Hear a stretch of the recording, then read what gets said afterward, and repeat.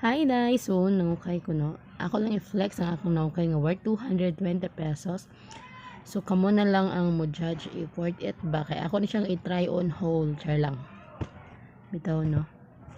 So, tanawa lang. Kaya ako na siyang ipang-try tanan.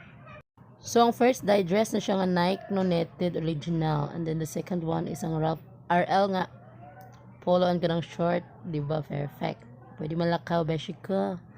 And the Sarah nga skirt. Ay, shorts di ay very white na siya no, di ba, pang formal pack. Aura-urahan ang peg, di ba? And then kaning fella nga short, original gihapon na siya besh. Pwede nimo ipanglakaw or pangbalay pero murag ako ra gid siyang ipangbalay. Or depende kung unsa imong gusto suoton no.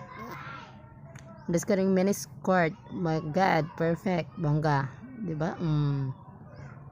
Pilang top guys, ako gyapon nang naukay sa 25 pesos. And this kani good guys, super bet tube nga white, 25 pesos only.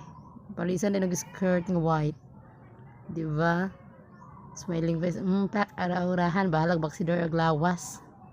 Ana ra. And the last but not the least, natangkas na siya yang tahi pero murag kaya na nato tahion. So that's all. Thank you.